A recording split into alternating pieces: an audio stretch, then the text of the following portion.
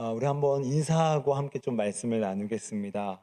앞으로 잘 섬기겠습니다. 인사하겠습니다.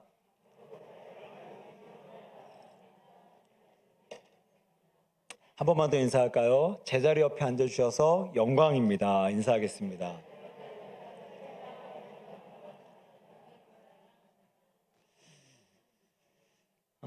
여러분, 자리가 바뀌셔서 약간은 어색하시죠? 여기서 분열이 일어나면 안 되는데요. 좀 혼란스럽기도 하고 아마 어색하시기도 할 겁니다. 왜냐하면 뭐 어떻게 보면 참 몇십 년 동안 그 자리만 딱 이렇게 고정적으로 앉으신 분들한테 자리가 이동된다라는 거는 내 존재가 이동된다는 것도 의미를 할 수 있거든요. 그래서 되게 좀 어색할 수도 있고 혼란스러울 수도 있겠지만 여러분 항상 혼란은요 반드시 새로운 것들을 구축하기 위한 좋은 징검다리입니다. 믿으시죠? 그래서 오늘의 약간의 이 번잡함과 또 혼선들이 오히려 우리 천산중앙교회 부흥의 제2의 부흥의 초석이 되는 은혜가 있기를 주의 이름으로 축원드립니다. 오늘은 욕망은 상향성을 낳고 이 소명은 하향성을 낳는다라는 제아의 하나님 말씀 나누겠습니다. 여러분 이번 한 주간의 삶을 좀 한번 되돌아보십시오. 특별히 각자의 한번 감정 상태를 한번 되돌아보십시오. 행복하셨습니까? 아니면 불행하셨습니까? 우울하셨습니까? 안 우울하셨습니까? 제가 원하는 답은 그게 아닙니다. 우울하셨어야 되고 불행하셨어야 돼요. 그래야 설교를 할 수 있습니다. 아마 그런 감정을 느낀 대부분의 근원적인 배경에는 관계 문제입니다. 사실 내 뜻대로 안 되잖아요. 내 마음 같지 않고요. 그래서 대부분의 부정적 어떤 오해, 억울함, 이 모든 감정들은 대부분 사실 관계에서 비롯됩니다.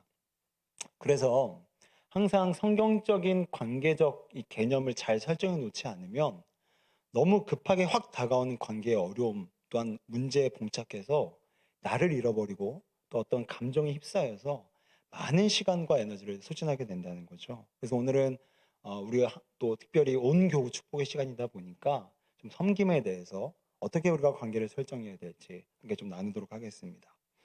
여러분 이 조나단 에드워즈라는 미국의 유명한 이 미국을 영적으로 깨웠던 훌륭한 목사님이 계시는데요. 이분이 하나님의 영광이 무엇인가라는 이 대답에 이렇게 대답을 하셨어요. 하나님의 영광은 하나님이 사랑과 섬김을 발산시킴으로써 받으시는 거다. 그러니까 마치 최고의 화가가 그림을 그리게 되면 그 그림을 보고 누구를 칭찬합니까? 그 그림을 그린 화가를 칭찬하는 것처럼 하나님이 이 땅을 창조하시고 이 땅을 섬기기 위해서 만드셨을 때 그 창조물과 사람을 보고 그 섬김의 발산을 통해서 영광 받으시는 분은 누구죠? 하나님이라는 겁니다. 자, 그러니까 세상에서는 세상의 생각에서는 섬김을 받는다는 것은 내가 영광을 받는 것, 영광을 받는다는 것은 내가 섬김을 받는 자리에 앉는다라는 개념이지만 이 조나단 에드워즈의 중심의 이 마음으로 다시 보게 되면 이 하나님의 나라에서는 내가 섬겨야 그것이 바로 영광된 자리라는 겁니다. 여러분 신이라는 초월적인 존재가 어떻게 인간을 섬길 수 있겠습니까? 세상의 다른 종교에는 이런 개념이 전혀 없습니다. 한번 좀 화면을 좀 바꿔주시겠어요?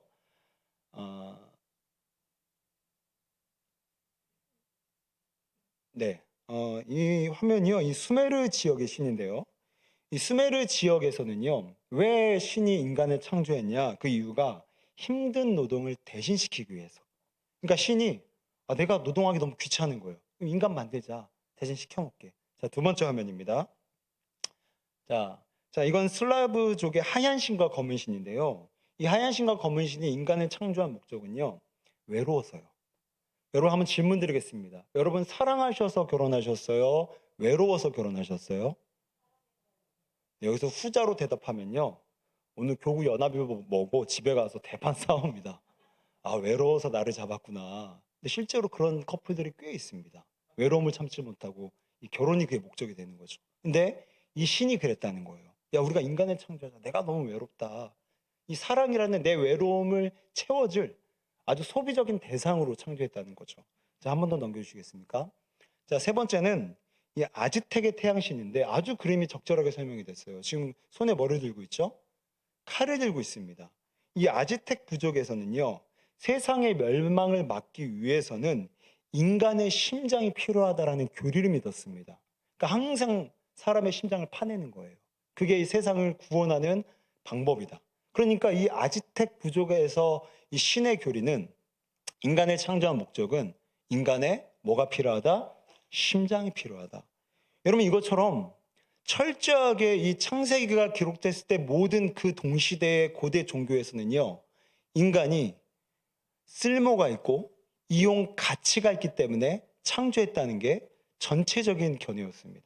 그런데 유독 이 창세기에 하나님이 태초에 천지를 창조하시니라, 그리고 6일 동안 창조를 하시고 맨 마지막에 인간을 창조하셨던 건 뭡니까? 여러분 우리가 애를 낳았을 때 애를 낳기 전에 이제 막 사드리잖아요. 기저귀도 사드리고 뭐 유아침대 사드리고 또 분유통도 사드리고 다 사드리지 않습니까? 그리고 나서 애를 낳아요. 그러면 애를 낳으면 그동안 준비했던 모든 것으로 그 아이를 섬깁니다. 마찬가지로 하나님께서 모든 만물을 다 창조하시고 마지막 날 인간을 창조하셨던 건 뭐냐면, 인간이 창조했을 때 그 모든 세상 만물을 누리라고 인간의 살기가 최적화된 그 풍경을 만들어 놓고 하나님이 인간을 창조하셨다는 겁니다. 그러니까 섬기기 위해서 만드셨다는 거죠. 그래서 조나단 에드워즈의 말처럼 하나님의 존재의 특징은요, 섬김입니다. 섬김. 그분은 섬김을 통해서 섬김을 발산하면서 그분이 영광을 받으시는 거예요. 자, 그렇다면 하나님의 형상대로 창조된 우리의 존재의 특징은 어떻게 살아야 됩니까? 당연히 섬기며 살아야 됩니다. 그러니까 관계 가운데 섬김이 깨지면 불행한 거예요. 관계 가운데 섬김만 받고자 하면 불행한 거예요. 왜요?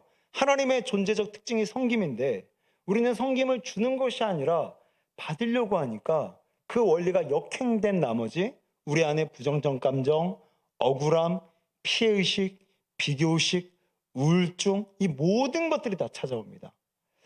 그러므로 오늘 우리가 섬겨야 된다는 것은 어떤 우리 교회의 규정, 교회의 전통, 교회의 질서, 사람이니까 아니요. 우리가 하나님의 형상으로 창조됐기 때문에 그 하나님이 섬김의 존재이기 때문에 우리 역시도 섬겨야 된다는 겁니다. 그리고 섬길 때야말로 이 세상이 줄 수 없는 진정한 평안과 진정한 행복과 진정한 관계적 역동적 힘을 누릴 수 있게 될 줄로 믿으시길 바랍니다. 자, 오늘 본문 이 빌립보서는요, 이 사도 바울이 빌립보 교회에게 쓴 편지입니다. 근데 이 항상 말씀은요, 어떤 배경에 대한 해답을 주기 위해서, 어떤 문제에 대한 해결책을 주기 위해서 항상 바울은 이 바울 서신을 보냈거든요. 근데 빌립보 교회의 특징을 좀 간략하게 설명드리자면, 일단 빌립보 교회가 처했던 그 지역, 이 빌립보라는 지역 자체가요, 굉장히 여성성이 강한 사회였습니다. 그래서 모계 사회였어요. 그래서 실제로 자녀가 태어나면 이 빌립보라는 지역에서는 아버지 성을 따른 것이 아니라 누구 성을요? 엄마의 성, 이 어머니의 성을 따르게 됩니다. 그러니까 여자들이 이미 빌립보 안에서는요, 힘이 센 거예요. 남편이 항상 기죽어 있는 거예요. 자, 그런 사회에서 빌립보 교회가 어떻게 개척된지 여러분 아시죠? 사도 바울이 아시아 선교회가 성령에 의해서 우회로 이제 유럽 선교로 들어가게 되고, 그래서 첫 번째로 유럽에서 세운 이 복음을 전한 곳이 바로 빌립보 지역이었습니다. 그런데 그 빌립보 교회가 그렇게 해서 개척이 됐는데, 빌립보 교회 개척 멤버가 창립 멤버가 누구였냐면 루디아라는 자주장사 여인이었어요. 자, 그리고 이제 한 번 더 화면을 좀 넘겨주십시오. 빌립보서 4장 2절입니다.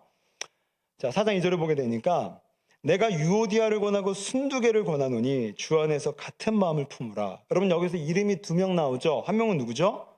유오디아. 또 한 명은 순두부가 아니라 순두개입니다. 네, 순두개. 제가 졸릴까 봐 한번 유머를 터뜨렸는데 여기서도 안 우시는 분들은 정말 심각한 분들입니다. 약이라도 드셔야 돼요, 진짜. 네. 근데 여러분, 이 사도 바울이 지금 2명의 이름을 언급했다는 건 이들이 교회에 굉장한 큰 영향력을 끼치고 있다는 거니까 리더급입니다. 자, 그런데 유오디아도 여인, 순두 걔도 여인인데 유오디아는 헬라식 이름이에요. 그런가 반면에 순두개는 히브리식 이름입니다. 그러니까 같은 교회 안에 헬라 문화권을 가진 여인과 히브리 문화권을 가진 서로 철저하게 대척되는 두 존재가 맞불이 붙은 거예요. 엄청나게 큰 싸움이 일어난 거죠. 해결할 기미가 안 보이는 거예요. 오죽했으면 사도 바울로 하여금 이 빌립보서에서 이 여인의 이름이 등장할 만큼 지금 교회가 쪼개지기 직전까지 간 겁니다. 생각해 보세요. 빌립보 지역 자체가 여인 천하입니다. 남자는 읍매주거. 그런데 그 빌립보 교회에도 창립 멤버가 여인이에요. 리더급도 여인이에요. 근데 이 두 여인이 서로 다른 세계관을 가지고 싸우다 보니까 화해할 계기가 안 마련됐다는 거죠. 여러분, 저도요, 정말 때로는 일본 단기 선교도 다녀오고 또 일본 아는 선교사님들 위해서 계속 소통하면서 기도하지만 일본한테 축구를 친 날은요, 잠이 안 와요.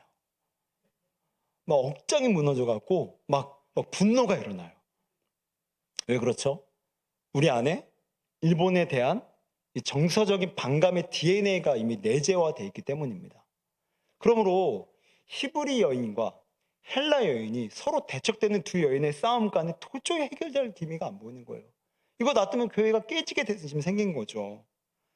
그래서 사도 바울이 이렇게 오늘 지침을 준 건데, 여러분 뭐 아시겠지만 남자들은요 되게 단순합니다. 싸우더라도요 그날 그 다음날 축구하고 사우나 한번 가면요 한 반쯤 풀려요. 한번 같이 때밀어주면 반쯤 풀립니다. 근데 여인들이 싸움이 붙었다? 이건 정말 좀 심각해요. 제가 예전에 청년 때요 두 누님이 싸움이 붙은 거예요. 청년부에서. 제가 아무것도 모르는 애송이여갖고 그 싸움 한번 말려보겠다고 그 가운데로 끼어 들어간 거 아닙니까? 불 끌어갔다가 불에 타 죽는 줄 알았습니다. 그 두 여인이 쏘아내는, 와, 정말 저를 죽이더라고요. 너 개편이야? 너 개편이야? 와, 나는 아무런 편도 아닌데 중립을 지키고 중재하러 갔다가 제가 그때 사역하기 전인데 깨달은 게 있어요. 아, 이제는 누님들 싸움에는 절대 중재하면 안 되겠구나. 그래서 제가 개인적인 제 목회, 제 개인적인 지극히 개인적인 목회 철학이지만 남자들 성도님들이 싸움 붙을 때는 제가 중재를 합니다.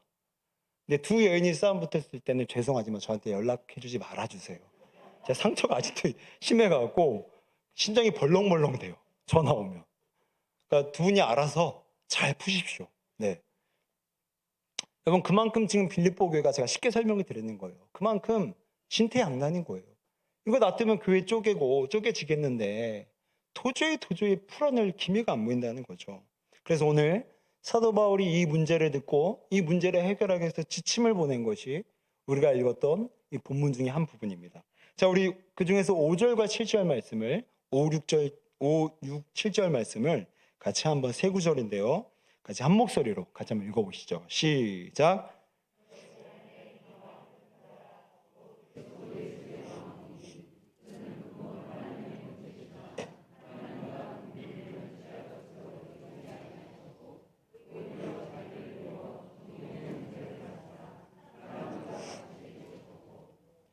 네, 여기까지, 예, 감사합니다. 7절까지 읽으셨는데, 자, 오늘 사도 바울이 준 해법이 뭐죠?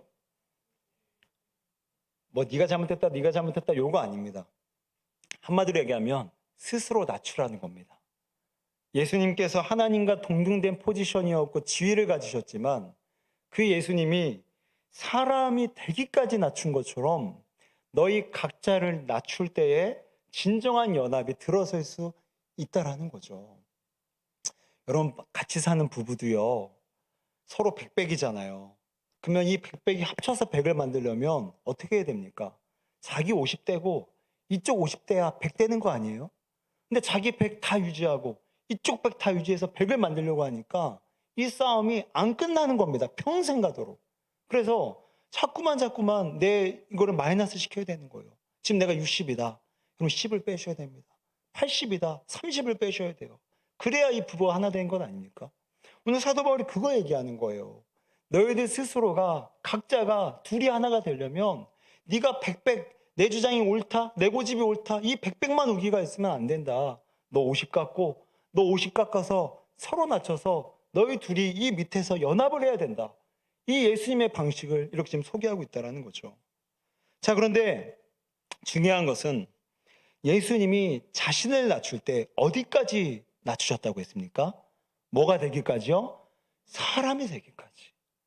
여러분, 아브라함은 하나님 앞에서 자기를 먼지라고 표현합니다. 정말 이 정직한 표현이죠. 그런가 하면 바울은 하나님 앞에서 자기를 죄인 중에 괴물이라고 표현합니다. 괴수. 그러니까 여러분, 하나님 앞에서 사람은요, 먼지이고 괴물 같은 존재예요. 그래서 정말 바이러스 같은 존재입니다. 아무런 도움도 안 돼요. 그런데 그 사람이 예수님께서 그 사람이 되셨다는 겁니다. 여러분, 이거는요, 낮추다 못해 도저히 내려갈 수 없을 만큼 예수님께서 낮추신 거예요. 그럼 제가 질문 하나 드리겠습니다. 여러분, 혹시 이 중에서 강아지 좋아하는 분 계세요? 개? 좋아하십니까? 좋아하시죠? 그럼 이제 두 번째 질문입니다. 그러면 여러분, 개가 되고 싶으세요? 전혀 다른 질문이죠. 우리는 개를 사랑합니다. 저 역시도 개를 사랑해요. 그러나 개는 되기 싫어요. 왜죠? 그 존재의 격차를 내가 스스로 부담받기 싫은 거죠. 온전한 사람이 되고 싶어서 이 특권 지위 누리고 싶지, 개로 돌아가면 누군가의 복종, 수하에 들어가는 것 아닙니까? 근데 오늘 예수님은요, 마치 사람이 개가 되는 것처럼 그런 비유가 해당될 만큼, 이해될 만큼, 아니요, 사람이 개가 되는 것 그 이상으로 예수님은 바이러스 같은 존재 같은 사람이 그렇게까지 자신을 낮추셨다는 겁니다. 왜 낮추셨습니까? 우리 한 번 더 말씀을 넘겨주십시오. 우리 히브리서가 그 정답을 말씀하고 있습니다. 우리 함께 있습니다. 시작.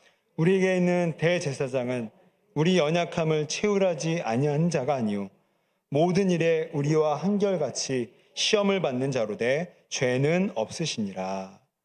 우리에게 있는 대제사장, 즉 예수님은 우리 연약함을 채울하지 아니하신 자가 아니랍니다. 즉 채울했다는 거예요. 몸으로 그 사람의 국류를 직접 겪어봤다는 겁니다. 왜 예수님이 사람이 되셨습니까? 그 사람이 돼봐야만 아는 고충이 있는 거예요. 그 사람이 되지 않고서는 모르는 고충이 있기 때문에 예수님은 그 사람의 고충을 채울하기 위해서, 경험하기 위해서, 공감하기 위해서 예수님은 사람이 되셨다는 겁니다. 죄는 없으셨지만 그 사람이 되셔서 사람이 이런 고충이 있구나, 사람이 이런 어려움이 있구나, 사람이 이런 문제 때문에 좌절하는구나, 신이 인간을 이해하기 위해서 신이 인간이 되셨다는 거예요. 우리는 개가 끙끙대면 야 해피야, 야 멍멍아, 야 누구야, 너 어디 아파, 뭐가 힘든 거야, 답답해 죽겠는데 말은 못하잖아요. 그래서 예수님은 그 사람의 답답함을 채울하기 위해서, 그 연약함을 동정하기 위해서, 공감하기 위해서 그냥 사람이 돼버리셨습니다. 낮추기까지 너무너무 낮춰져서 바이러스와 같은 존재 같은 사람으로 낮추셨다는 겁니다. 우리도 부부 생활을 이미 몇십 년 하신 분도 여러분 잘 모르시잖아요. 부부 잘 모르시잖아요. 점점 더 모른다는 게, 이거 신방 다니다 보면 점점 더 모르시겠대요. 몇십 년 사셨어요? 여쭤보면 30년 이상 사셨는데 아직도 우리 남편과 우리 아내를 모르겠어요. 우리 아저씨 모르겠어요. 그러니까 여러분, 저같이 이제 10년 미만 산 이런 사람들이 무슨 아내를 얼마나 알겠습니까? 그러니까 여러분, 만약에 남편들이 실수하걸라, 저 인간이 몰라서 그러는구나, 이해하고 넘어가 주시는 긍휼을 좀 베풀어 주셨으면 좋겠습니다. 남자 대표로서 좀 말씀을 드렸어요. 여러분, 제가 이 말씀을 왜 드렸습니까? 모르는 거예요. 몇십 년 살아도 전혀 그 부부의 상황도, 그 존재도, 고충도 모르니까 예수님은 그걸 알기 위해서 그냥 그 존재가 돼버리셨습니다. 오늘 사도 바울이 말하는 게 뭡니까? 유오디게야, 또 순디게야, 너희들 각자의 입장만 얘기하지 말고 서로의 입장을 좀 공감해줘 봐라. 겉으로 보이는 이유가 물론 있겠지만, 각자만의 이유가 있겠지만, 그걸 다는 모르겠지만 예수님이 사람이 되셔서 그 사람을 이해한 것처럼 너희도 각자의 입장으로 가봐서 그 아내가, 그 남편이, 그 자녀가, 그 부모가, 그 이웃이, 그 친구가 왜 그렇게 행동할 수밖에 없었는지 한번 공감해보고 그 자리에 서보라는 겁니다. 히브리 사람이 헬라 사람의 자리에 가서 서보고, 헬라 사람이 히브리 사람의 자리에 가서 서보고, 장로님이 성도님의 자리에 가서 서보고, 성도님이 장로님의 가서 자리에 서보고, 목회자가 성도의 자리에 가서 서보고, 성도가 목회자 자리에 가서 서봐야 아, 그럴 수도 있겠구나, 아, 이래서 힘들었겠구나라는 그 선의애가 우리의 연합을 짱짱하게 묶어준다라는 겁니다. 자, 여러분, 그런데요, 이렇게 우리가 낮추는 건 그래, 낮춰야 되지, 예수님이 낮추셨으니까 우리도 낮춰야 되지, 그게 연합의 지름길이지 아는데 실제로 그게 되는 게 여간 쉽지가 않습니다. 그런데 그 원리까지 오늘 사도 바울이 함께 말씀해 주세요. 우리 6절을 함께 다시 한번 보실까요? 6절을 보니까 예수님이 이렇게 알려주셨어요. 그는 근본 하나님의 본체시나. 여러분, 예수님을 지금 뭐라고 설명합니까? 그분이 성육신이 되셔서 사람이 됐을 뿐이지, 그분은 근본적으로 하나님과 본체, 근본이 똑같다라는 겁니다. 그러니까 예수님이야말로 이 세상에서 가장 지고한, 가장 높은 존재라는 거죠. 그럼 이것이 우리에게 주는 도전이 뭡니까? 예수님은 높으셨기에 낮아질 수 있었어요. 여러분, 이것은 우리에게도 마찬가지입니다. 우리 중에 누가 낮아질 수 있습니까? 높은 분이 낮아질 수 있어요. 자신의 내면에 부유한 사람이 가난해질 수 있습니다. 자신의 내면에 비교의식과 낮은 자존감에 쩔어 있는 사람은요, 자신을 못 낮춥니다. 왜요? 내가 낮다라는 피해의식과 비교의식이 가득해서 항상 자기만 어떻게든 높이려고 해요. 그런데 내가 높고, 내가 이미 높은 자존감을 소유하고 있고, 내가 이미 부유한 사람이죠. 그러면 얼마든지 낮아집니다. 왜요? 내가 그렇게 낮아진다고 해서 내 존재가 낮아진다라는 개념이 성립되는 걸, 안 되는 걸 알기 때문에 여유롭게 낮아질 수 있다는 거죠. 여러분, 예수님이 낮아질 수 있었던 것은 그분이 높았기 때문입니다. 오늘 우리 안에 진정으로 우리가 낮춰지기 위해서는 그래서 무엇이 필요합니까? 내가 얼마나 부유한 사람인지를 발견해야 됩니다. 이걸 발견해야 낮아질 수 있어요. 이걸 발견해야 섬길 수 있습니다. 내 안에 예수 그리스도가 살아계시고 모든 만물을 창조한 창조주가 나의 아버지가 되시며 나는 그분의 자녀가 되고 나는 억만죄를 용서받은 그런 높은 자존감을 소유한 사람만이 사람과 사람의 관계에서 나를 낮출 수가 있는 겁니다. 그런데 이런 자각과 이런 발견이 없는 사람들은요, 자꾸만 내 안에 나의 어떤 낮은 자존감, 열등의식, 그다음 비교의식, 이것들을 자꾸 묵상하다 보니까 자꾸만 사람을 위해 서려고 해요. 자꾸만 그 사람보다 내가 더 낫다라는 걸 검증하고 싶고 그것들을 증명하고 싶어 합니다. 그래서 사역도 봉사도 그 모든 것도 내 높음을 증명하기 위한 수단으로 전락돼 버립니다. 그러므로 오늘 우리가 이제 이 교구 연합을 이제 시작을 하면서 진정으로 이제 우리가 이제 2주에 한 번씩은 구역별로 함께 나눔을 할 텐데, 또 우리 구역뿐만이 아니라 또 우리 가정에서 진정한 연합을 이루기 위해서는요, 여러분, 내가 얼마나 부유한 존재인지를 발견하셔야 됩니다. 아, 내 안에 예수님이 계시는구나. 그래서 나는 정말 부유한 사람이구나. 어떤 한 성도의 간증만 하나 하고 이제 말씀을 마무리하겠습니다. 이 타교의 윤명호 성도님의 간증인데요. 잘 들어보십시오. 이 불교 신자였던 저는 부유한 미래를 꿈꾸며 남편과 결혼했습니다. 그러나 결혼 후 돌변한 남편은 폭음과 폭력, 또한 폭행으로 온 집안을 늘 전쟁터로 만들었습니다. 남편을 향한 저의 분노는 우울과 무기력으로 나타났습니다. 저는 딸들에게 경제적 고난을 물려주지 않기 위해 인간적인 열심을 냈습니다. 말씀 묵상조차도 아이들이 공부 잘 하도록 하기 위한 도구로 삼고 기도원을 찾아다니며 기복적인 신앙생활을 했습니다. 저의 이런 변하지 않는 세상 가치관으로 인해 상처가 깊어진 딸들은 급기야 우울증과 공황장애에 걸리고 말았습니다. 결국 저는 큐티 생활을 시작하게 되었고 말씀 없이 제 소견대로 행한 것을 회개했습니다. 무엇보다도 나의 잘못은 보지 않고 모든 죄를 남편에게만 뒤집어 씌운 것을 회개했습니다. 하나님께서 그 남편을 도구 삼아 나의 교만과 나의 죄성을 깨트리기 위한 이 연단의 시간이었음을 인정하게 되었습니다. 그래서 저는 그때부터 남편을 철저하게 섬겼습니다. 그 결과 남편은 술을 끊고 딸들도 이제는 많이 회복되어 우리 온 가족이 한 공동체를 섬기며 회복하는 중에 있습니다. 불신 가정에서 태어나 망할 인생이 주님을 만나 실상은 부요한 자임을 깨닫게 하신 하나님께 영광과 감사를 올려드립니다. 사랑하는 성도 여러분, 이분은 회개를 통해 자신 안에 주님을 만났고 자신이 얼마나 세상의 부요함을 쫓지 않아도 될 만큼 부요한 자임을 깨닫게 됩니다. 그리고 그 부요함의 발견은 자신의 섬김으로 나타나게 되어서 왼수였던 남편을 지극히 극진히 섬기는 섬김의 모습으로 결과를 맺고 이 가정은 점점 더 멋지게 이제 회복되는 가운데 있습니다. 사랑하는 성도 여러분, 우리는 이제 연합이라는 이름으로 함께 교구가 함께 앉았습니다. 우리는 마음도 여러 가지 감정도 불편한 분도 분명히 계실 겁니다. 그러나 이제는 그분까지도 사랑하라는 이 예수님의 마음과 또 심정을 여러분 또한 잘 마음에 순종하셔서 이제는 나는 부유한 사람이니까 그래 내가 낮추자. 나는 이렇게 많이 받았으니까 이미 은혜를 충만히 받았으니까 내가 낮춰보자. 그리고 섬겨보자.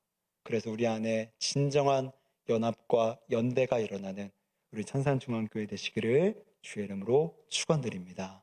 기도하시겠습니다.